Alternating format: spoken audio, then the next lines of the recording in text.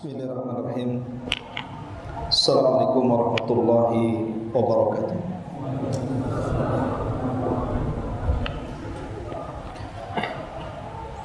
Alhamdulillah, salatu wassalamu ala rasulillah wa ala alihi wa sahbihi wa mawala, wa la hawla wa la quwata illa billahi wa ba'du. Qala Allah azza wa jalla, ya ayyuhalladzina amanu taqullaha haqqa tuqatih wa la tamutunna illa wa antum muslimun. Fa in asdaqal hadithi kitabullah wa khairul huda huda Muhammadin sallallahu alaihi wasallam wa syarrul umuri muhdatsatuha wa kullu muhdatsatin bid'ah wa kullu bid'atin dhalalah wa kullu dhalalatin finnar. Ma'asyiral muslimin, jamaah sekalian yang dimuliakan Allah Subhanahu wa taala. Alhamdulillah, pada malam hari ini dengan tak henti-hentinya kita bersyukur kepada Allah, kita masih diringankan langkah untuk hadir di kajian setiap malam minggu. Dan sekarang kita berada di Masjid Jabal Arafah. Semoga Allah Subhanahu wa taala senantiasa menjaga yang membangunnya dan juga yang memakmurkannya. Salawat dan salam tak lupa saya aturkan kepada Nabi besar Muhammad sallallahu alaihi wasallam. Allahumma shalli ala Muhammad wa ala alihi wa sahbihi wa man sara ala nahjihi ila yaumiddin. Pembahasan pada malam hari ini masih seputar tentang pembahasan akhir zaman, di mana kita akan membahas tentang isu yang beredar bahwa Dajjal sebentar lagi akan muncul dan akan wafat di tahun 2024.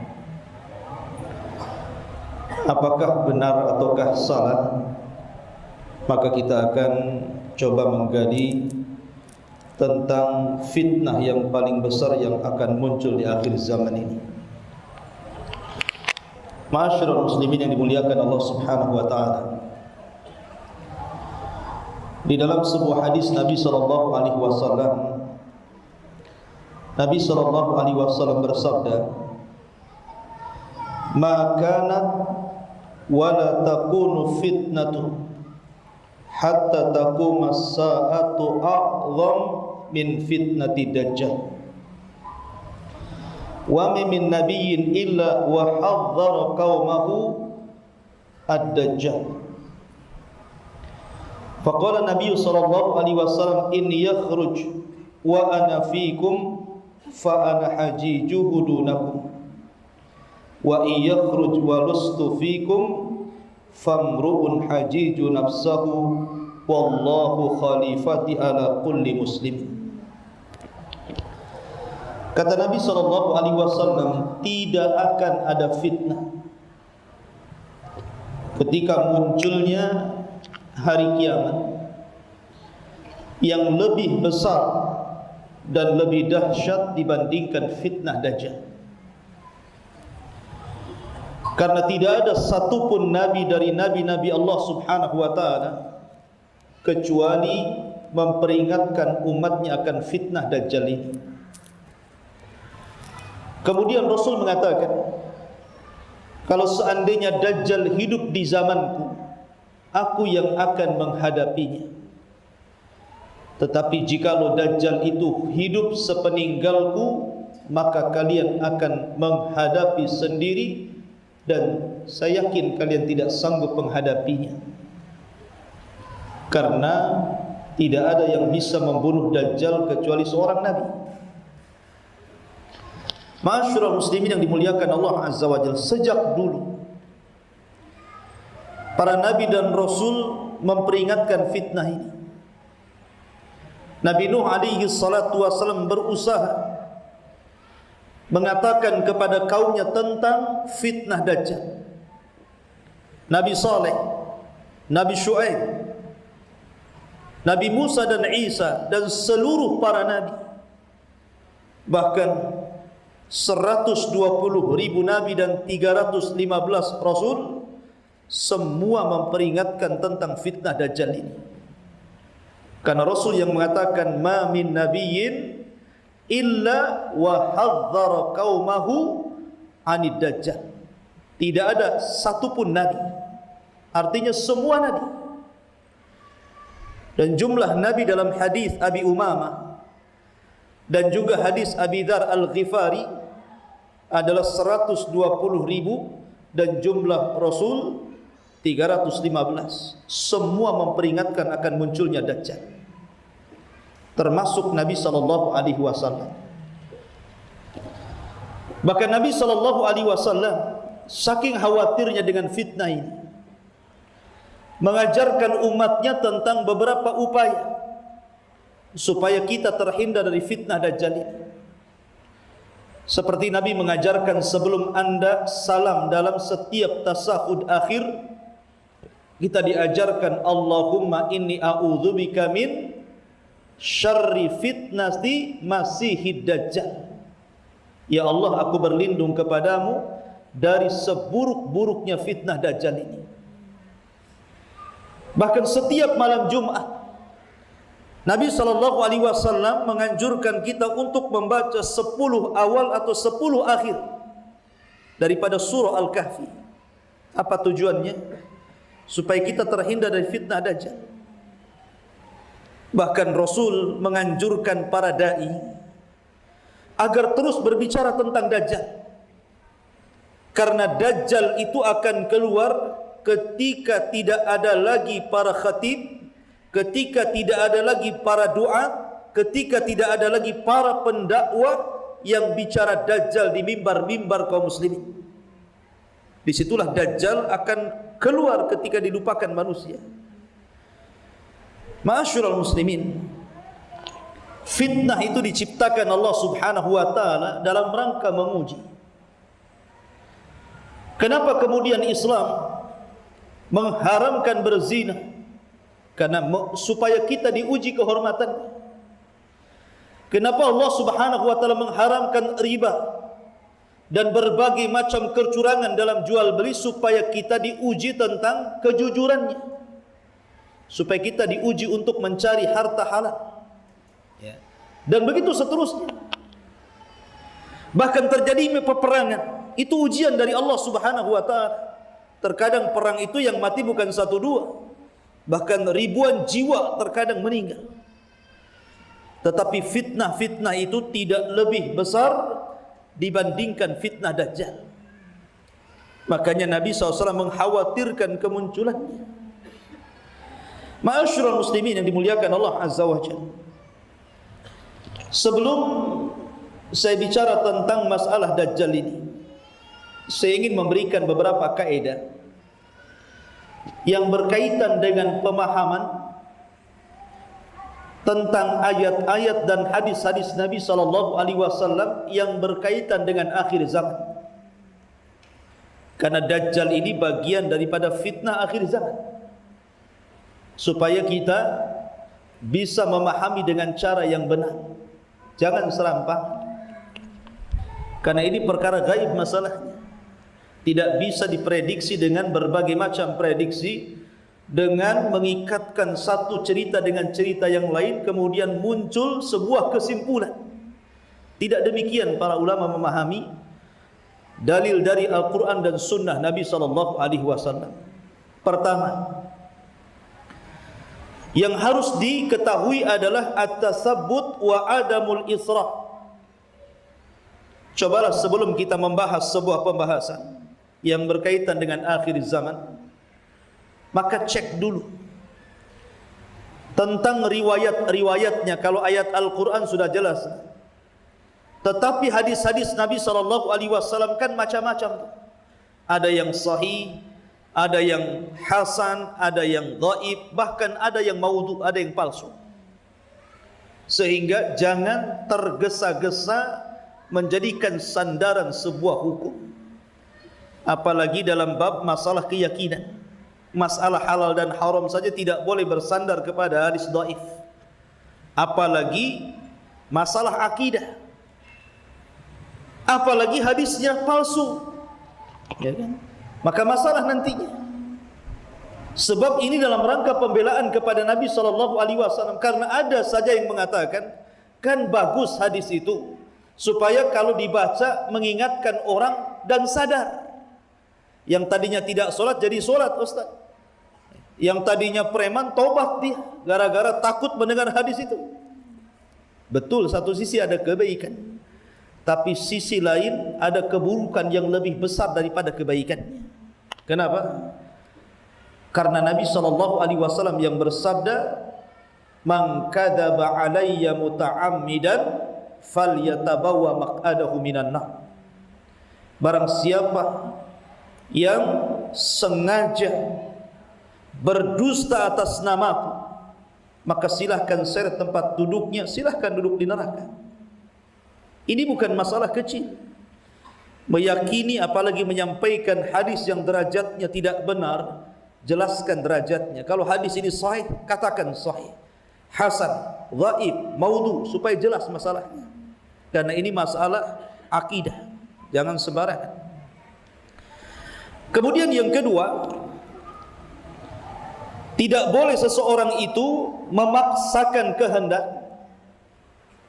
dengan menerapkan tanda-tanda kiamat yang tertera dalam riwayat-riwayat dengan sebuah kenyataan yang berlaku kecuali kejadiannya sudah berlalu secara sempurna. Kita tidak boleh langsung memvonis, wah ini zamannya sudah sampai ini. Kenapa? Ini gejalanya sudah ada. Tidak bisa kayak gitu. Ya. Memvonis sebuah prediksi itu harus betul-betul kejadiannya sempurna. Kalau baru muqaddimah itu belum tentu bisa dikatakan wah ini akan terjadi seperti ini, karena belum tentu terjadi. Contoh umpamanya, ini Amerika sedang tegang dengan Iran. Wah ini berarti akan terjadi perang dunia ketiga, kemudian mengarah kepada hadis malhamatul kubra umpamanya. Ini kan baru muqaddimah, kan begitu ya. Nanti bagaimana kalau seandainya Iran dengan Amerika salaman, tidak jadi perang, ya kan? Jadi memprediksi boleh-boleh saja, tapi kemudian memastikan bahwa ini hadis ini sudah berlaku, ini kenyataannya. Tidak bisa kita menjazmkan 100%, tidak bisa kayak gitu. Ya, kalau kita memastikan 100% dengan prediksi dan menyambungkan satu cerita dengan cerita yang lainnya, ini masalah-masalah gaib. Kita ini baru bisa menghukumi kalau kejadiannya secara sempurna terjadi. Ya. Maka itu harus diketahui. Lihat bagaimana Nabi SAW ketika dihabarkan kepadanya ada anak kecil Yahudi namanya Ibnu Sayyad, atau dikenal dengan Saf. Ini anak Yahudi ini punya sedikit ciri-ciri Dajjal, tidak sempurna. Karena belum ditulis di dahinya kafir. Tidak ada di dahinya kafir. Tapi karena beberapa para sahabat ada yang bersumpah dia Dajjal, seperti Abdullah bin Umar, Jabir bin Abdullah, Abi Dzar Al-Ghifari, dan beberapa para sahabat yang lain, Rasul ingin memastikan apakah Ibnu Sayyad itu Dajjal atau tidak. Tidak tergesa-gesa. Ya. Datang kemudian Rasul bersama Abu Bakar dan Umar, diintipnya Ibnu Sayyad itu. Kemudian setelah berjumpa dengan Ibnu Sayyad diajak dialog. Sampai Nabi SAW menguji dengan mengatakan, "Ya Ibnu Sayyad, inni khaba'tu laka khaba'an."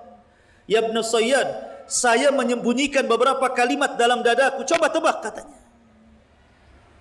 Kata Ibnu Sayyad, duh katanya. Sudah benar di awalnya, tapi Rasul mengatakan ihsya walan ta'du wa qadra. Cukup, engkau tidak bisa melewati batas takdirmu, artinya engkau tidak mungkin mampu menebak isi hatiku katanya. Ketika itu turun kepada Rasul ayat fartaqib yauma ta'tis sama'u bidukhanim mubin. Ibnu Sayyid ingin mengatakan dukhan, tapi tidak bisa. Jadi duh gitu saja. Tapi sudah hampir benar tuh. Ya. Akhirnya kemudian Nabi SAW belum juga memastikan dia Dajjal. Belum. Ya. Walaupun para sahabat sudah yang bersumpah. Sampai akhirnya Rasul mengintai lagi kedua kalinya. Kemudian ketika itu Ibnu Sayyid sedang bermain-main. Tiba-tiba kemudian ibunya tahu bahwa Nabi SAW datang. Apa kata ibunya? Ya Saf, ataka Muhammadun. Ya Saf, hati-hati Muhammad sudah datang mendekati kamu. Maka Ibnu Sayyid bangkit kemudian pergi sembunyi di punggung ibunya. Kata Nabi SAW, lau tarakathu, kalau ibunya meninggalkan Ibnu Sayyid ini labayyan amruhu, tentu perkaranya makin jelas apakah dia Dajjal atau bukan Dajjal. Lihat bagaimana kehati-hatian Rasul. Tidak langsung memponis dia Dajjal gitu ya. Jadi harus hati-hati juga. Tidak bisa memponis langsung seperti itu kecuali kalau sudah nampak 100% kejadiannya, bisa kita terapkan bahwa ini hadisnya sudah berlaku, ini kejadiannya. Ya. Kemudian yang ketiga yang harus dipahami, bahwa tanda-tanda kiamat ini kalaupun berlaku, maka tidak bisa atau tidak boleh mempengaruhi amalan kita sehari-hari. Tetap sholat, tetap zakat, tetap sedekah, tetap bekerja. Tidak boleh mempengaruhi apakah berlalunya tanda-tanda kiamat kecil atau mungkin tanda-tanda kiamat besar yang akan datang. Tidak bisa mempengaruhi, tetap amalan itu dari dulu seperti itu memang. Kita disuruh sholat 5 waktu dari dulu sampai kiamat besar pun tetap sholat 5 waktu. Ya. Jangan sampai mempengaruhi. Ya mungkin kalau semakin khusyuk sholatnya karena membaca hadis-hadis fitnah, makin takut, ya. Tapi amalan-amalan itu harus berlalu seperti itu. Bukan karena pamannya mau deket-deket kiamat besar baru antum sholat 5 waktu gitu ya. Kan itu. Masih lama Dajjal keluar, enggak, nanti aja lah, kalau kata Ustaz besok keluar saya mau sholat gitu. Ya enggak bisa kayak gitu ya. Ya. Rupanya ketika Dajjal keluar enggak sholat juga, ikut Dajjal. Kan masalah jadinya ya. Ya. Jadi itu penting juga. Kemudian la ya'lamu as-sa'a illallah, bahwa tidak ada yang tahu kapan terjadi kiamat kecuali Allah. Kalau kiamat itu tidak ada yang tahu kecuali Allah, maka tanda-tanda kiamat besar pun tidak ada yang tahu kecuali Allah. Kenapa demikian? Karena dua-duanya gaib. Kiamat gaib dan tanda-tanda kiamat besar pun gaib. Nah, karena dua-duanya gaib, maka tidak ada yang tahu kecuali Allah Subhanahu wa ta'ala. Sebutkan di dalam Al-Quran, yas'alunaka 'anis sa'ati ayyana mursaha qul innama ilmuha inda rabbi. Mereka bertanya-tanya kepadamu ya Muhammad tentang kapan kiamat. Katakan, pengetahuan tentang kiamat itu urusan Rabbku.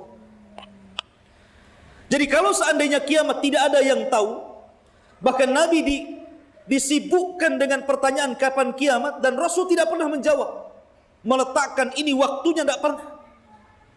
Sampai kepada kalau bicara tentang usia umat ini 1500, itu tidak ada dalam ayat Al-Quran ataupun dalam hadis Nabi SAW secara yakin disebut, tidak ada. Itu kan anak ijtihad beberapa ulama, tapi itu juga dibantah oleh ulama yang lain.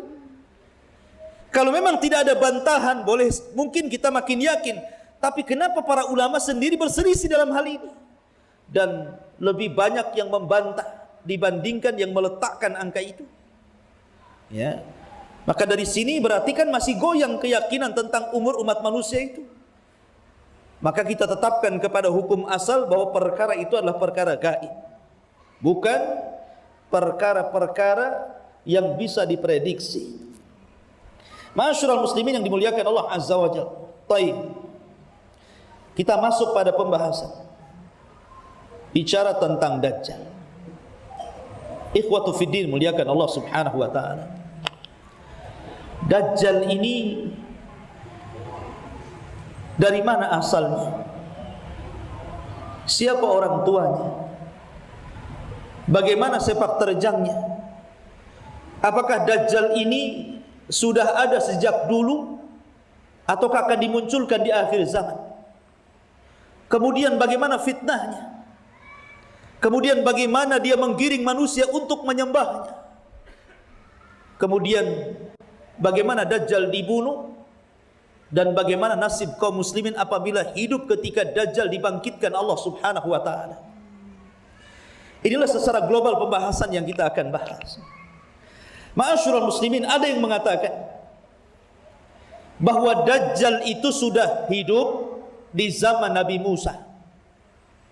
Namanya Samiri. Sehingga ada sebagian manusia di zaman sekarang yang kemudian berusaha untuk merangkai sebuah cerita sejak zaman Samiri sampai Dajjal yang akan keluar di akhir zaman katanya, dan mengatakan bahwa Dajjal adalah Samiri, itu di zaman Nabi Musa, kemudian hilang, kemudian datang di zaman Nabi Isa menjadi Yudas, ganti casing dan ganti nama. Kemudian ketika Isa bin Maryam diangkat ke langit, maka Yudas pun hilang setelah menyesatkan orang-orang Nasrani. Kemudian di akhir zaman ditemukan oleh seorang yang bernama Tamim ibn Aus Ad-Dari, salah seorang Nasrani yang masuk Islam di zaman Nabi SAW. Kemudian nanti di akhir zaman akan muncul, dan sekarang sudah ada katanya di sebuah pulau Socotra kalau tidak salah, di pertengahan Somalia dan Yaman, tapi dia masuk ke Yaman. Di situ ada pulau alien atau pulau Dajjal. Katanya Dajjal itu ada di situ,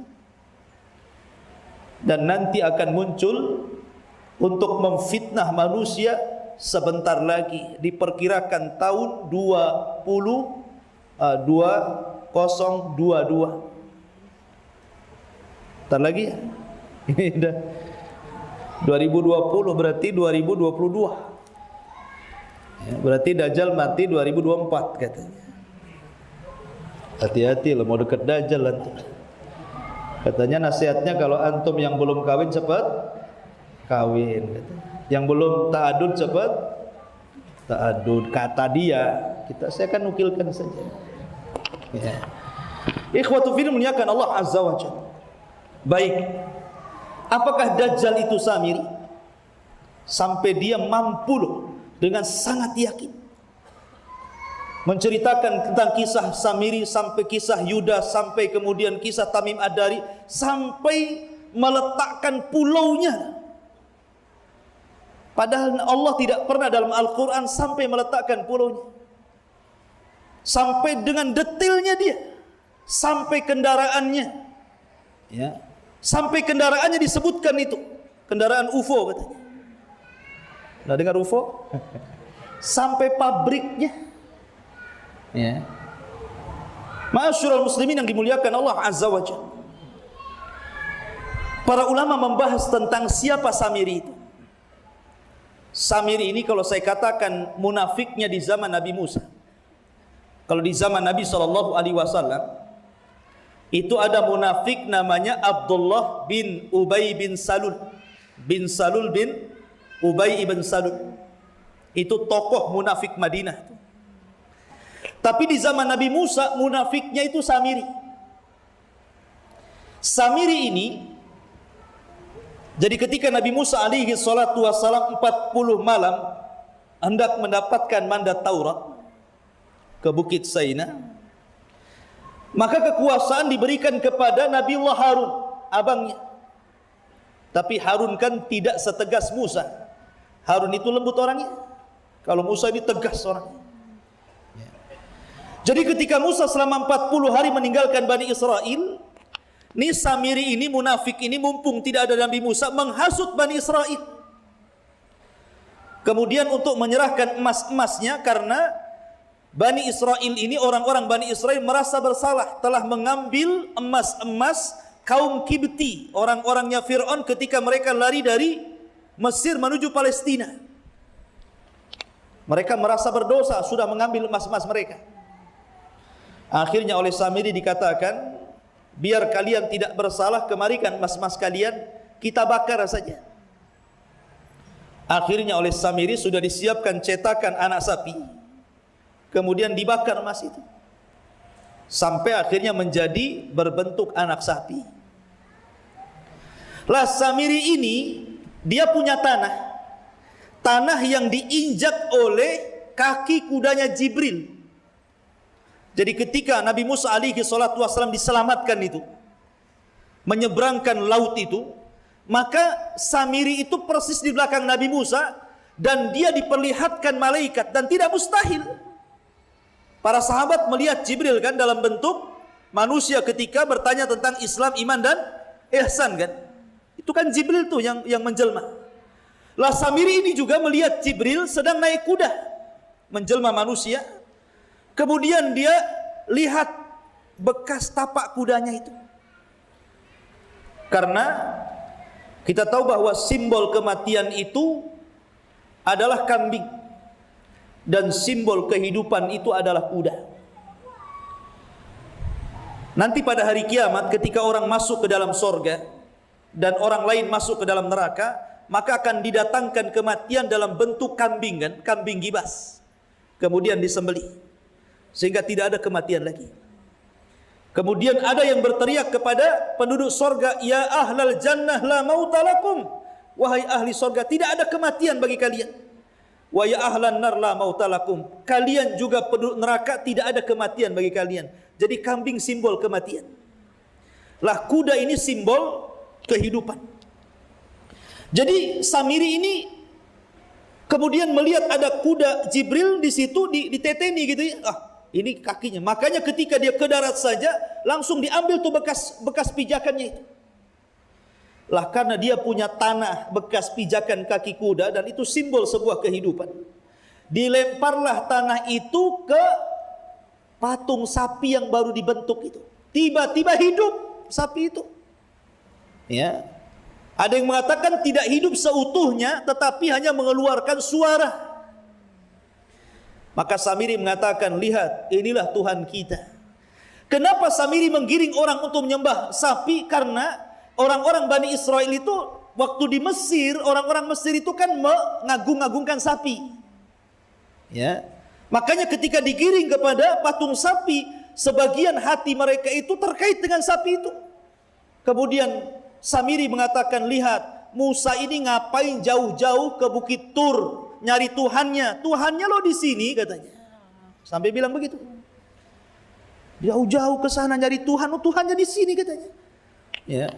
Akhirnya sebagian besar Bani Israel murtad menyembah patung sapi yang dibentuk Samiri itu. Ya, makanya Allah mengatakan di dalam Al-Qur'an, wa idh qultum ya Musa bittikhadikumul ijla fatubu ila bari'ikum. Ittikhadikumul ijla, kalian sudah mengambil ijla, patung anak sapi, kemudian kalian sembah. Ya. Lah akhirnya kemudian Musa pun pulang. Setelah pulang marah dia sama Harun, dijambak janggutnya, dijambak rambutnya, bayangkan. Ini disebutkan dalam Quran. Sehingga Harun mengatakan, lepaskanlah. Kata Nabi Musa, kenapa kau sesatkan kaumku ya Harun? Kata Harun, aku tidak sesatkan mereka.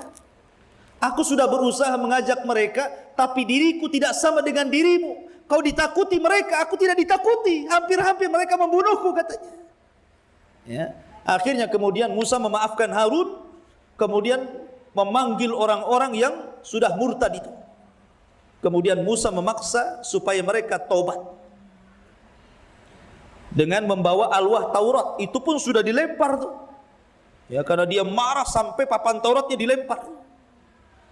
Kemudian Musa memaksa mereka untuk mengikuti Taurat yang dibawanya. Tiba-tiba mereka mengatakan sami'na wa asaina katanya. Ya, kami akan dengar Musa, tapi ya mungkin bisa diamalkan, bisa tidak katanya. Nah, lihat degilnya Bani Israel. Maka Allah Subhanahu wa taala izinkan Musa untuk meminta kepada malaikat Jabal diangkat gunung itu. Kemudian gunung itu di bawah Bani Israel, mau tobat atau dilempar gunung. Mau tobat atau dilempar gunung katanya kan. Akhirnya ya tobat juga ya, pada mati. Ya kan? Akhirnya mereka fataba alaihim innahu huwat tawwabur rahim. Allah maafkan mereka akhirnya. Tetapi kemudian apa cara tobatnya?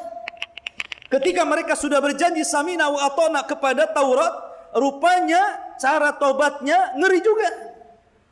Cara tobatnya faqtulu anfusakum.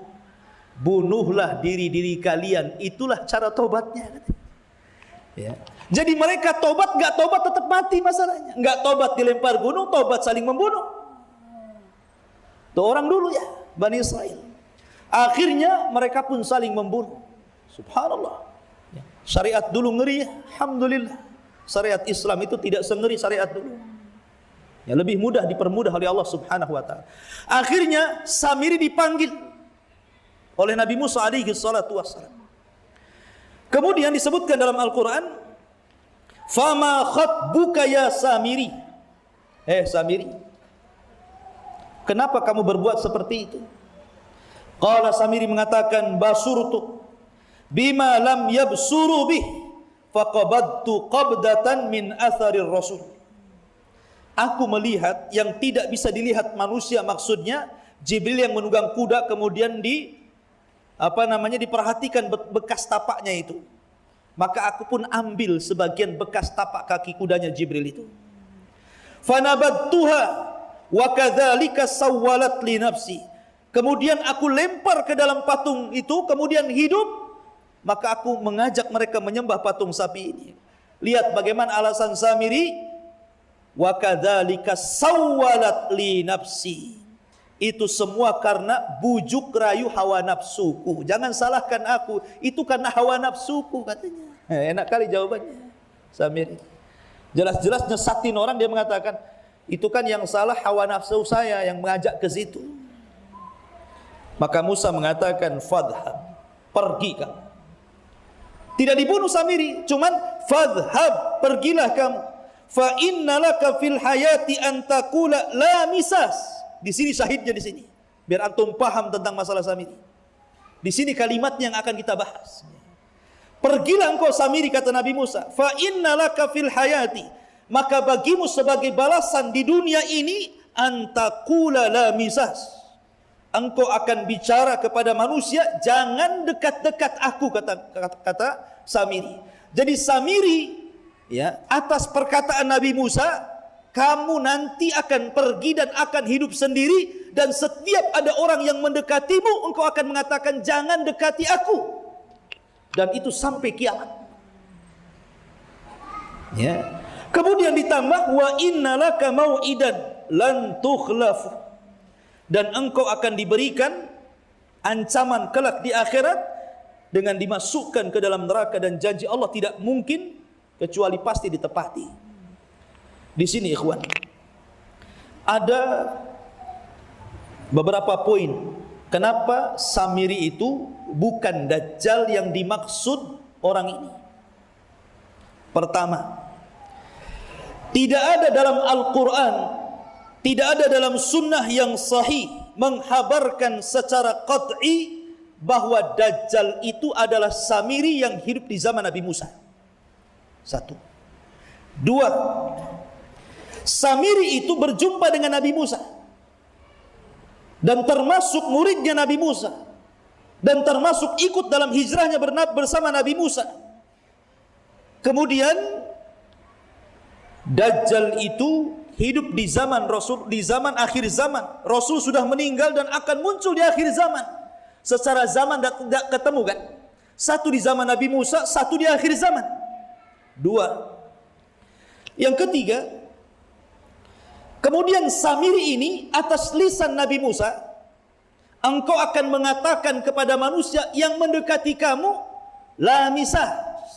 Artinya engkau jangan pernah dekat kepadaku dan aku tidak mungkin dekat kepadamu. Jadi dia dikutuk hidup sendirian. Tidak ada orang yang mendekati dia, dan dia pun tidak mendekati manusia. Itulah hukuman dia di dunia, dan itu berdasarkan kaul Musa. Sementara Dajjal di akhir zaman diceritakan ketika Madinah itu bergempa. Nanti Madinah itu akan terjadi gempa, thalatha rajafat, 3 kali gempa. Namanya gempa khalas, gempa yang akan mengeluarkan seluruh orang-orang munafik. Setelah ke Mekah, kemudian ke Madinah. Dajjal tidak bisa masuk Madinah. Ada 4 tempat Dajjal tidak bisa masuk di akhir zaman. Pertama, Mekah dan Masjidil Haram. Yang kedua, Madinah dan Masjid Nabawi. Yang ketiga, Masjid Tur. Dan yang keempat, Masjidil Aqsa. Ini nggak bisa masuk Dajjal ke 4 tempat ini. Ya. Lah, Dajjal nggak bisa masuk ke Madinah, apalagi ke Masjid Nabawi. Makanya Dajjal hanya mencari tempat yang tinggi, kemudian mengatakan kepada pengikutnya, hada qasru abyad, hada qasru Ahmad, katanya. Lihat, itulah istana warna putih dan itulah istananya Ahmad, maksudnya Nabi SAW, dan yang dimaksud Masjid Nabawi. Ya. Jadi Madinah hanya bisa digempakan. Kemudian ketika gempa, orang-orang munafik yang ada di dalam Madinah itu ketakutan keluar, dan mereka menjadi pengikut Dajjal, kecuali orang-orang yang istiqomah yang ada di Madinah itu. Lah di situ keluar anak muda yang istiqomah, yang banyak pengetahuan dan ilmunya, kemudian kelahi dengan Dajjal. Datang kepada Dajjal, kemudian berhadapan dengan Dajjal. Dan anak muda ini tidak mau mengakui Dajjal itu Tuhan. Akhirnya oleh Dajjal, akhirnya dibelah anak muda ini menjadi 2, badannya menjadi 2, kemudian dia berjalan di tengah-tengahnya. Setelah itu dihidupkan lagi. Ya, hidup lagi. Kata Dajjal, kamu masih ragu saya ini Tuhanmu? Kata anak muda ini, mazidtu illa basira. Aku tidak menambah kecuali makin yakin kau ini Dajjal, katanya. Oh, makin yakin dia Dajjal. Akhirnya apa? Oleh Dajjal dipegang anak muda itu, hampir mau dibunuh tapi tidak bisa. Ya. Artinya di sini Dajjal memegang anak muda itu, kemudian dilempar ke dalam api yang hakikatnya adalah surga. Sementara Dajjal tidak mungkin memegang orang, nggak mungkin dipegang orang. Samiri ini maksudnya di sini. Jadi nggak jumpa Dajjal dengan Samiri. Ini nomor 3. Nomor 4, setiap para nabi itu memperingatkan umatnya tentang Dajjal. Artinya Nabi itu paham ciri-ciri Dajjal, sifat-sifat Dajjal Nabi tahu. Termasuk Nabi Musa itu tahu, ini Dajjal, ini bukan Dajjal, pasti Nabi Musa tahu. Karena setiap Nabi itu memperingatkan tentang umatnya dari Dajjal. Tidak mungkin, tidak ada satupun Nabi kecuali memperingatkan umatnya Dajjal. Kalau Nabi Musa tahu Samiri Dajjal, kenapa tidak dibunuh? Kenapa tidak dibunuh? Kan Nabi Musa tahu. Kalau memang, masa Nabi Musa nggak tahu? Sementara dia memperingatkan umatnya tentang Dajjal, Dajjalnya di depan dia. Kenapa nggak dibunuh? Ini juga pertanyaan yang harus dijawab. Berarti Samiri dengan Dajjal itu berbeda. Ya. Kemudian juga Samiri ini ikhwatu fillah muliakan Allah Azza wa Jalla. Kalau seandainya dia adalah Dajjal, tentu Nabi SAW akan menghabarkannya. Kenapa Rasul tidak menghabarkan? Kenapa Rasul kemudian menyembunyikan? Kalau memang ini sebuah hal yang bermanfaat bagi kaum muslimin, kenapa Rasul tidak menyebutkan perkara ini? Bahwa Samiri adalah Yudas, Yudas adalah Dajjal yang akan keluar di akhir zaman.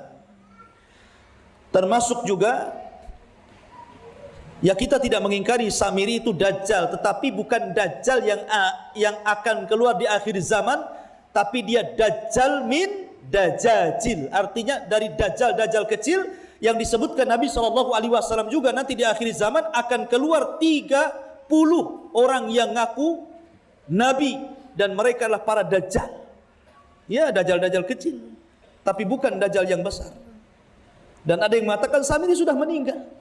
Karena Allah yang mengatakan wa ma ja'alna li basyarin min qablikal khuldi afa imitta fahumul khalidun. Ya, tidaklah kami menjadikan bagi manusia ini kekal sebelum wahai Muhammad. Apakah kalau engkau mati mereka kekal? Ya tidak. Ya. Maka kita katakan bahwa ya, kita tidak ingkari ada sebagian ulama yang mengatakan Samiri itu dajjal yang akan keluar di akhir zaman. Tetapi tentu kita mengambil nas-nas yang jelas. Saya katakan bahwa ini perkara gaib, maka lebih selamat kembali kepada Quran dan kembali kepada sunnah. Jangan kembali kepada prediksi yang kemudian cerita diikat dengan cerita berikutnya, diikat dengan cerita berikutnya, kemudian diprediksi langsung disimpulkan, oh iya Samiri Yudas, kemudian Yudis itu adalah Dajjal yang ditemui Tamim Ad-Dari, dan itulah Dajjal yang akan keluar di zaman dari Pulau Sokotra. Bahkan ibunya itu mati karena kanker payudara katanya. Sampai bisa mengatakan seperti itu. Ibunya Dajjal itu mati karena kanker payudara. Karena dia nggak mau nyusul selama 5 tahun, akhirnya jadi kanker. Ya. Sampai lo bisa dia menyebutkan penyakit ibunya, pulaunya, kendaraannya, UFO-nya, sampai kemudian di mana UFO ini diproduksi tahu. Di mana? Ya. Hebat tidak? Hebat lagi gitu. Tidak ada para sahabat Rasul, tidak ada para ulama ahli sunnah yang serinci ini. Makanya kalau antum lihat di dalam kitab-kitab hadisnya, seperti para ulama ketika mensyarah kitab Sahih Bukhari, Fathul Bari, ataupun Sahih Muslim, Sahih Muslim seperti Imam Nawawi, atau ulama-ulama yang mensyarah hadis-hadis para ulama hadis, entah Tirmizi, entah Abi Dawud, entah Sunan Ibnu Majah, atau yang lainnya, ketika mereka membahas masalah solat, masalah puasa, masalah zakat, panjang lebar disebutkan perselisihannya, perselisihan A, B, C, D, kemudian bagaimana cara tarjihnya, kemudian munaqasyah adilahnya, itu disebutkan sampai berjilid-jilid. Tetapi ketika masuk kepada babul fitan, bab tentang fitan wal malahin, bab tentang akhir zaman, itu keterangannya sedikit sekali. Tapi kalau jelaskan masalah sholat, dijelaskan gitu. Karena mereka tidak mau memperbanyak prediksi. Ya, mereka ingin hanya mengacu kepada nas-nas yang sahih saja, karena ini perkara gaib. Ya. Ma'asyiral muslimin yang dimuliakan Allah Azza wa Jalla. Maka dari sini kita katakan bahwa tidak benar mengait-ngaitkan perkara Dajjal itu dengan beberapa prediksi. Ya. Jadi kalau menurut orang ini 3 nama itu ya satu orang, Samiri, Yudas, kemudian Ibnu Sayyad. Ibnu Sayyad yang anak kecil itu, ya, kemudian Dajjal yang ditemui oleh Tamim Ibn Aus Ad-Dari. Nah itu dari 3 ini, tiga orang ini kita katakan ikhwatu fiddin termasuk Ibnu Sayyad. Apakah kemudian Ibnu Sayyad itu adalah Dajjal? Ini juga disebutkan oleh para ulama. Ya. Pendapat jumhur mayoritas ulama mengatakan bahwa Ibnu Sayyad itu anna Dajjala laisa ibn Sayyad. Bahwa Dajjal itu bukan Ibnu Sayyad.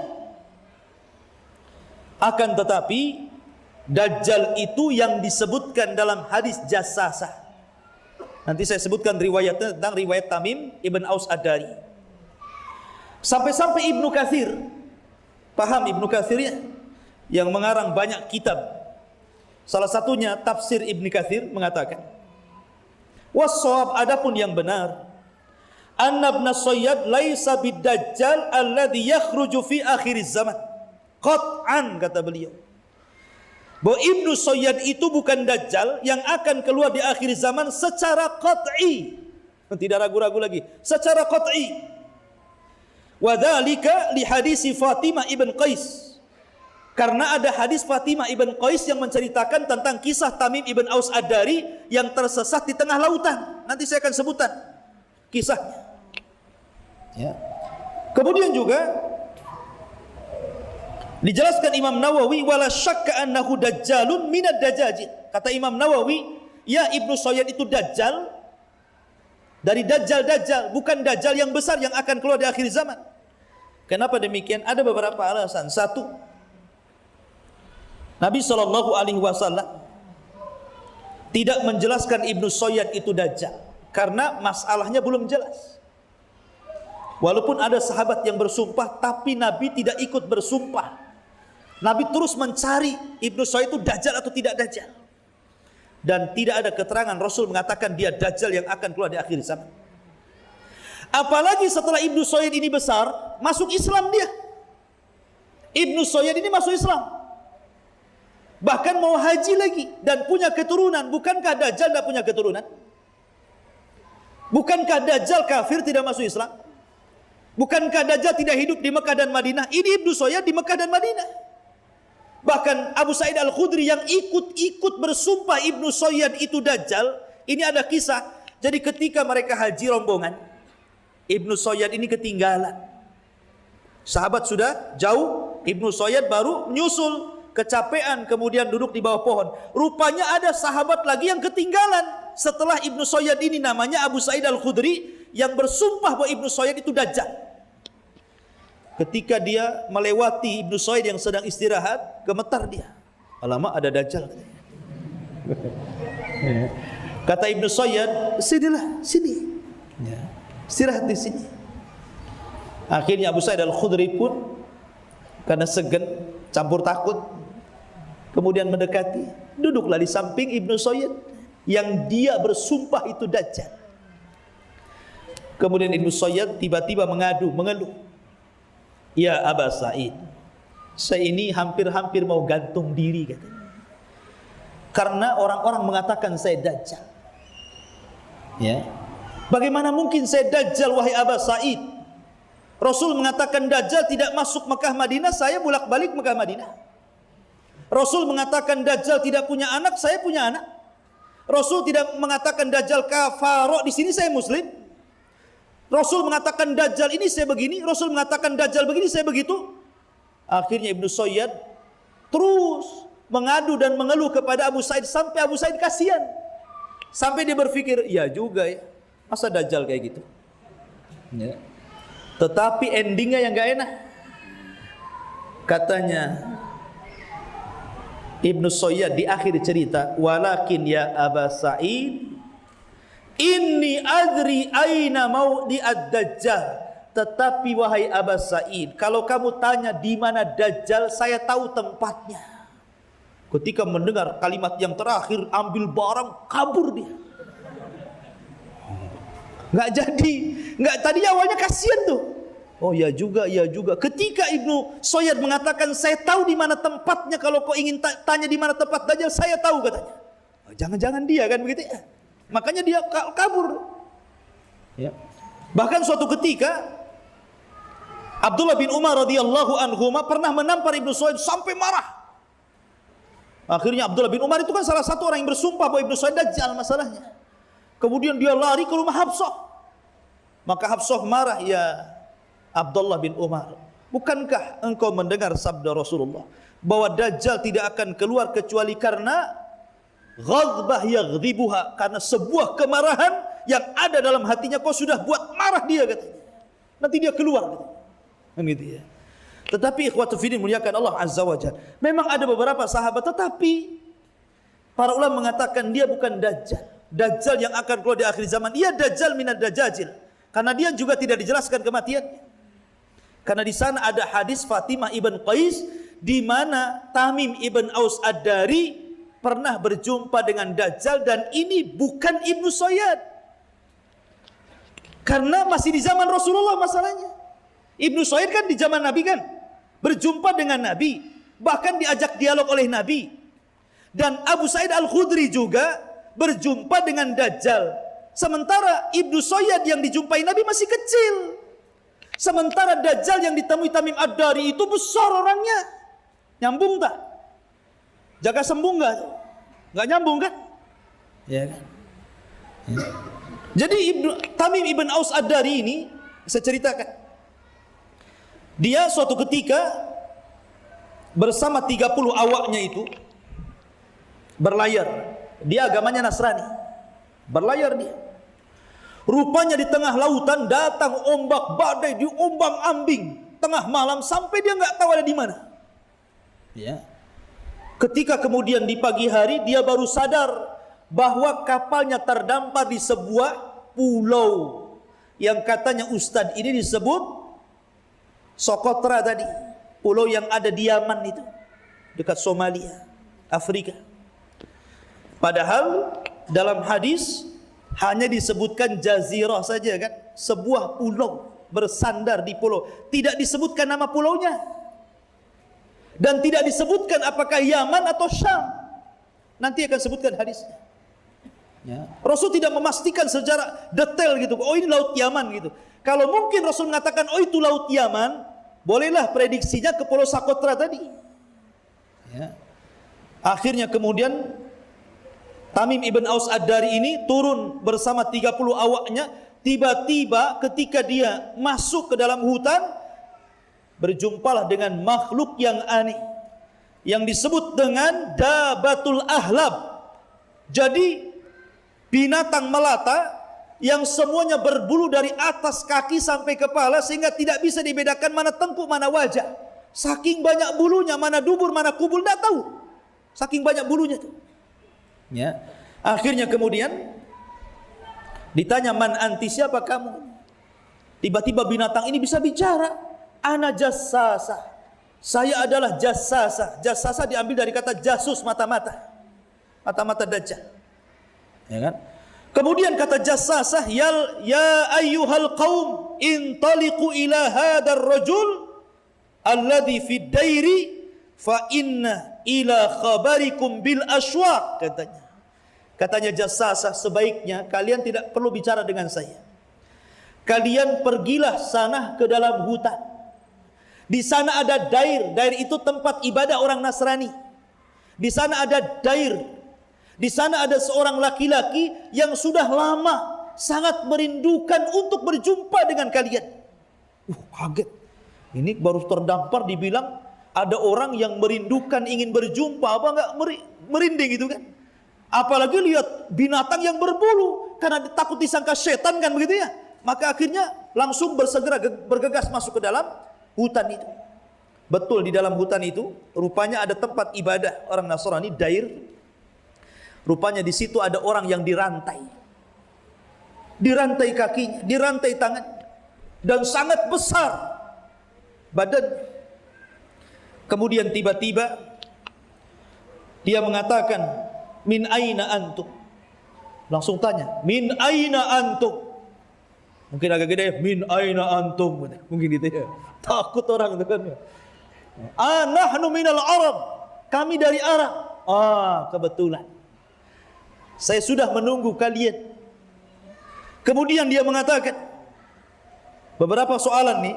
Orang ini mengatakan, akhbiruni, ceritakan kepadaku, an Buhairat Tabariyah, tentang Buhairah, tentang danau Tiberias.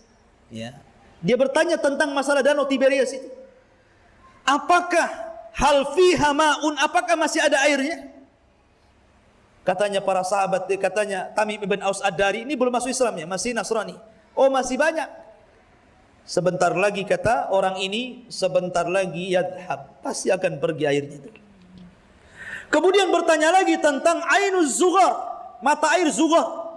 Apakah masih mengalir airnya? Apakah orang kampung masih mengambil airnya untuk membasahi ladang-ladang mereka, mengairi ladang-ladang mereka? Maka kata Abu Sa'id, Tamim ibn Aus Ad-Dari mengatakan, iya masih banyak dan masih digunakan oleh penduduk desa. Sebentar lagi kering katanya. Ya. Kemudian juga bertanya lagi tentang nakhl di Baisan, kebun kurma di Baisan, Palestina. Ya kan? Apakah masih berbuah? Oh masih banyak. Dan itu kurma terbaik itu. Sebentar lagi tidak akan yusmir, tidak akan berbuah. Sampai bertanya ini itu, sampai terakhir bertanya tentang masalah Nabi SAW. Apakah telah tampak seorang Nabi dari Nabi-Nabi Arab? Apakah telah tampak, telah muncul? Kau dengar enggak ada muncul seorang Nabi Arab itu? Kemudian kata Tamim ibn Aus Ad-Dari, iya.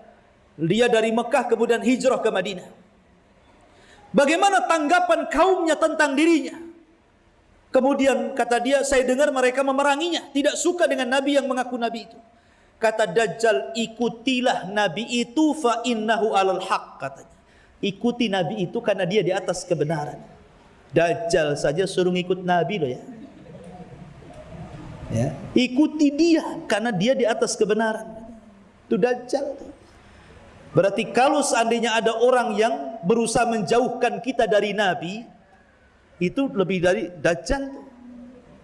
Dajjal saya suruh ngikuti nabi alal haq fa innahu alal haq, katanya. Dia di atas kebenaran. Ma'asyiral muslimin yang dimuliakan Allah Azza wa Jalla.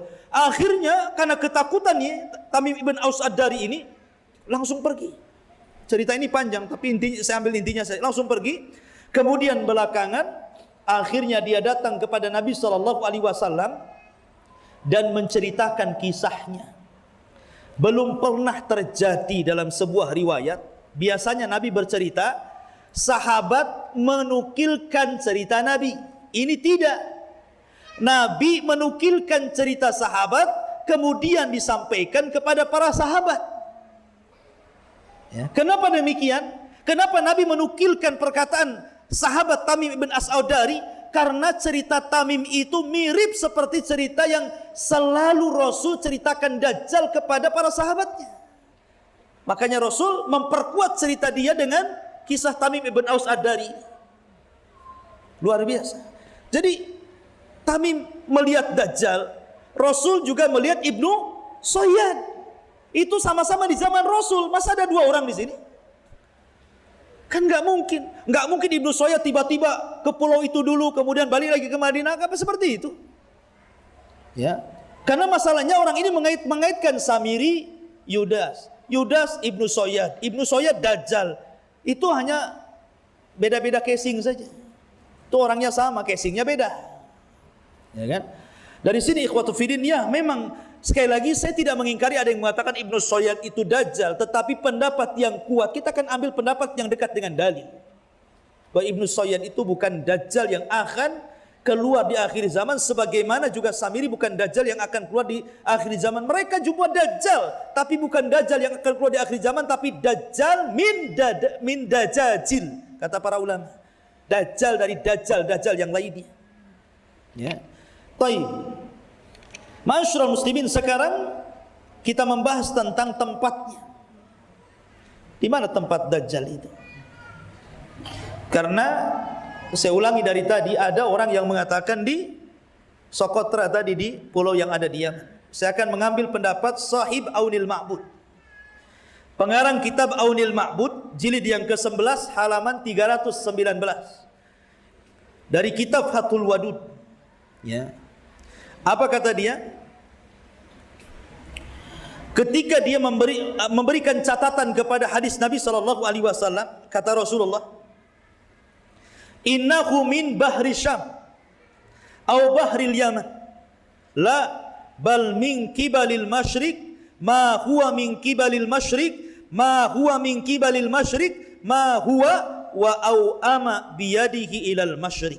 Perhatikan, ketika Nabi SAW menceritakan tentang Dajjal di mana, kata Rasulullah, sesungguhnya Dajjal itu ada di laut Syam. Kata Rasul, oh di laut Yaman. Jadi Rasul ragu nih, di laut Syam. Oh tidak, bahkan di laut Yaman. Kemudian kata Rasul, oh tidak, bukan, bahkan dia dari arah timur. Bahkan dia dari arah timur. Bahkan dia dari arah timur, sambil kemudian mengisyaratkan dengan jarinya, bahkan dia dari arah timur. Jadi Rasul pada awalnya ragu-ragu tuh, apakah di laut Syam, apakah di laut Yaman. Itu pada awalnya dia ngomong begitu. Tapi kemudian keraguan-raguan itu dihilangkan dengan mengatakan bukan, tidak, bahkan Dajjal itu dari arah timur, dari arah timur, dari arah timur. Dari sini juga cukup membantah hakikatnya bahwa Dajjal itu ada di sebuah pulau di Yaman, karena Rasul sendiri yang membantah. Oh bukan dari laut Syam atau laut Yaman, bahkan dari arah timur, kata Rasulullah. Makanya kata Sahibul Aunul Ma'bud, dia mengatakan, ya, qabla hadha syak au dhanna minhu alaihi salatu wassalam. Sebelumnya Rasul ragu-ragu atau Rasul itu masih ada prasangka dalam hatinya Tetapi thumma nafadzalik faqala la bal min kibalil masyriq bal min kibalil masyriq bal min kibalil masyriq. Tetapi kemudian keraguan-raguan Rasul itu hilang, kemudian langsung diputuskan bahwa dia dari arah timur, dari arah timur, dari arah timur. Dari sini kita tidak tahu di mana tempatnya karena Rasul hanya menyebutkan dari arah timur saja. Sebelah mananya arah timur? Cuman ada hadis yang sahih yang mengatakan Dajjal itu akan keluar di negara yang mayoritas Syiah dan akan meninggal di negara yang mayoritas Yahudi. Lihat, ada hubungan kan Yahudi dengan Syiah kan? Dajjal itu akan keluar di mana? Khurasan. Mana Khurasan? Asbahan. Mana Asbahan? Iran. Dan Iran itu mayoritas Syiah. Di mana ya Dajjal meninggal? Babil Lud. Di mana Babil Lud? Di Israel sana. Jadi Dajjal itu akan muncul di negara yang mayoritas orang-orang Syiah dan akan mati di negara yang mayoritas Yahudi. Jadi seolah-olah ada kaitan antara Syiah dengan Yahudi kan di sini. Ya. Jadi tidak bisa kemudian diponis, oh dia di pulau ini, tidak bisa kayak gitu. Dengan pedenya, dengan sangat yakinnya, nggak bisa kayak gitu, akhi. Ya, karena ini perkara gaib. Ya, masih memungkinkan, masih ada ihtimal, kemungkinan yang lain. Ya, makanya yang paling selamat kembali kepada pemahaman para ulama, dalil-dalil yang sahih, yang jelas, supaya tidak tersesat. Ya, ma'asyiral muslimin, bahkan Ibnu Katsir juga mengatakan yakhrujud dajjal min jihatil masyriq min Khurasan min Yahud al-Asbahan thumma yasiru ila sairil ardi. Kata Ibnu Katsir, Dajjal akan keluar dari sebelah timur, dari Khurasan, dari kampung namanya Yahudi Asbahan, dan akan diikuti pertama kali kemunculannya 70.000 Yahudi Asbahan, kemudian akan mengelilingi dunia selama 40 hari. Satu hari bagikan setahun, satu harinya bagikan satu bulan, satu harinya bagikan satu Jumat, dan hari-hari yang keempat sama dengan hari-hari yang lainnya. Maksudnya apa ini? Satu harinya seperti satu tahun, satu harinya seperti satu bulan, satu harinya seperti satu. Maksudnya apa? Maksudnya begini loh. Kita tahu bahwa kondisi dunia ini, itu kan iklimnya ada yang berbeda-beda kan? Iklimnya itu ada yang berbeda. Ada yang normal kayak kita di Batam kan normal tuh, siang malam normal tuh. Tapi ada di daerah-daerah kutub itu yang tidak normal, siangnya tidak normal malamnya kan? Ada yang siangnya itu hampir 1 tahun. Ada yang malamnya hampir 1 tahun. Ada yang siangnya hampir 1 bulan. Ada yang malamnya hampir 1 bulan. Ada yang siang malamnya hampir 1 minggu. Jadi sebagian besar Dajjal itu akan mengelilingi yang hari-harinya normal seperti kita. Dari sini menunjukkan bahwa Dajjal itu akan sampai ke kutub juga gitu loh maksudnya. Sampai ke daerah-daerah yang malamnya lama, siangnya lama. Tapi cuma 3 hari saja. Selebihnya Dajjal itu akan berkeliling di hari-hari yang normal seperti kita selama berapa? 37 hari. Itu ini. Pakai apa? Pakai UFO? Hah? Ya. Ikhwatu fiddin. Baik, kita akan bahas kendaraannya juga. Ya. Di dalam hadis Nabi SAW, kendaraan Dajjal. Hadis ini dikeluarkan Imam Hakim dalam Mustadraknya. Ya. Dan sahih sanadnya, dan juga Syuaib Al-Arnaud mengatakan isnadnya atas syarat Muslim, walaupun Syekh Albani melemahkan hadis ini. Nabi SAW mengatakan yakhrujud dajjalu fi hifqatin minad din wa idbarin minal ilmi. Dajjal itu akan keluar ikhwan ketika manusia sudah tidak peduli dengan agama. Sekarang apakah manusia, antum aja masih peduli dengan agama? Buktinya masih hadir di sini.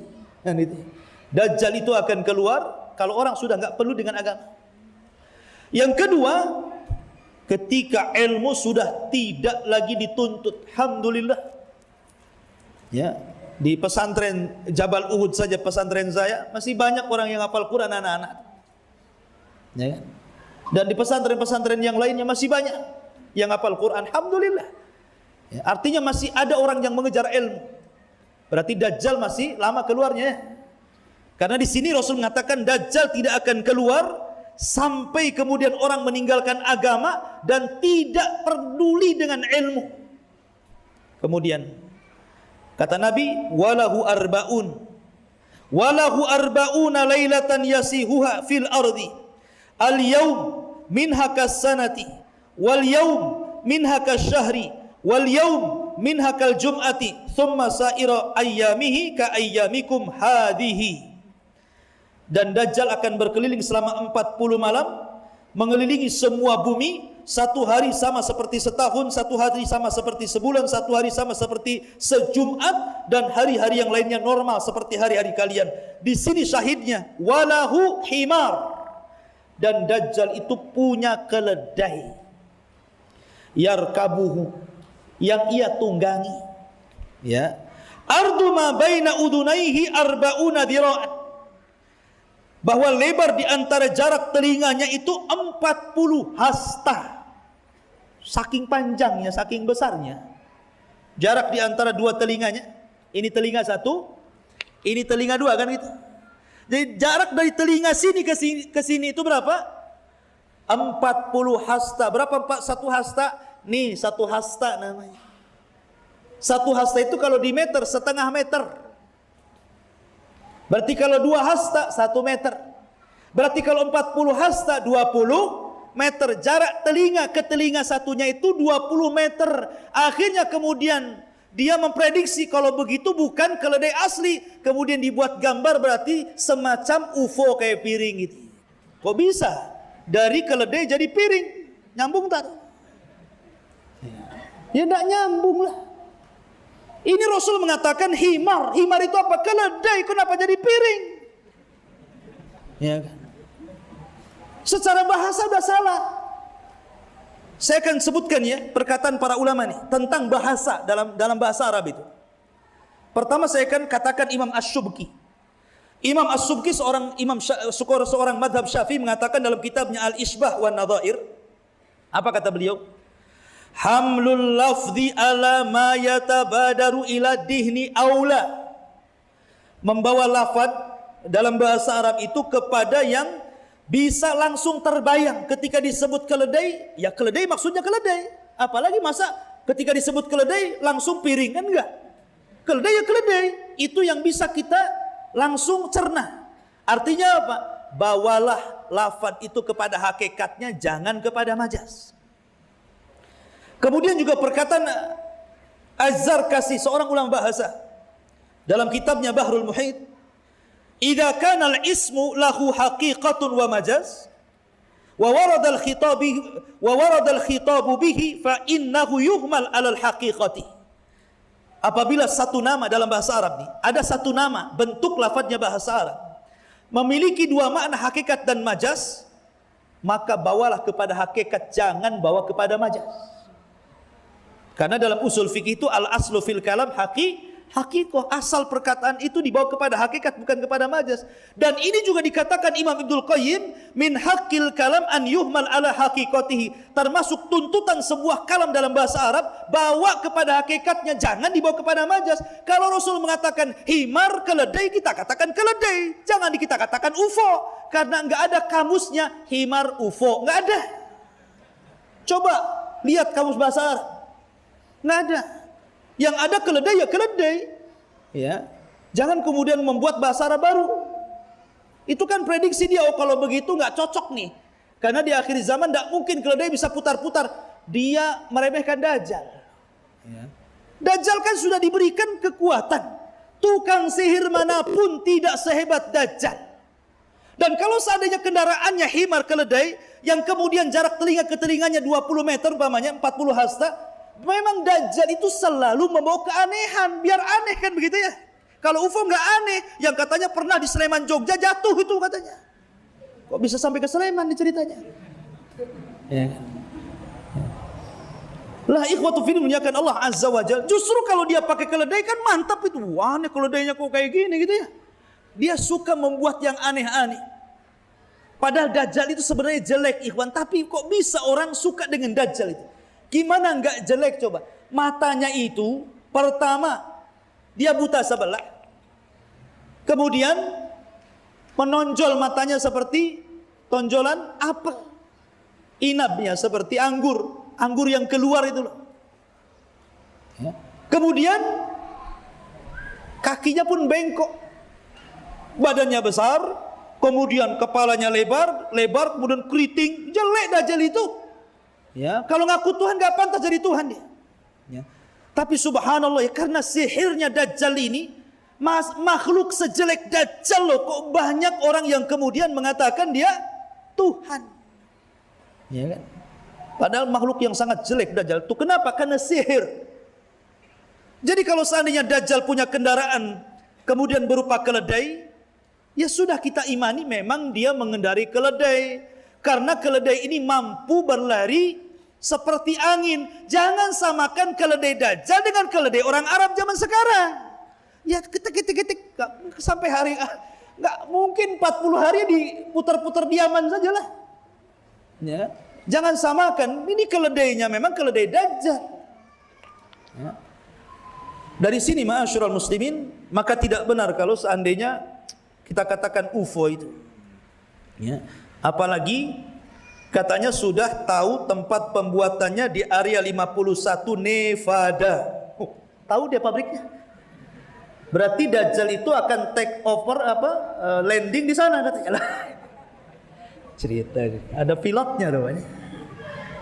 Jadi ikhwatu fiddin muliakan Allah azza wajalla. Jadi ini melampaulah kalau menurut saya. Jadi lebih selamat sesuaikan dengan hadis Nabi. Kata Nabi, himar selesai. Kecepatannya seperti angin. Kenapa dikias-kias? Oh, yang kecepatannya seperti angin bukan keledai. Apa ya? Berpikir gitu. Belum tentu apa yang kemudian seseorang pikirkan, prediksi itu menjadi sebuah kebenaran. Tidak. Karena kebenaran itu maqalallah wa qala Rasul. Kebenaran itu firman Allah dan sabda Nabi sallallahu alaihi wa ala alihi wasallam. Adapun tentang kisah Dajjal secara sempurna dan dari awal sampai akhir, untuk lebih detailnya mungkin kita sambung kajian ini di Masjid Al-Khair karena sudah larut malam, kita dibatasi waktu di sini. Mudah-mudahan ada manfaatnya. Subhanakallah bihamdika asyhadu an la ilaha illa anta astaghfiruka wa atubu ilaik. Allahu ta'ala alam. Assalamualaikum warahmatullahi wabarakatuh.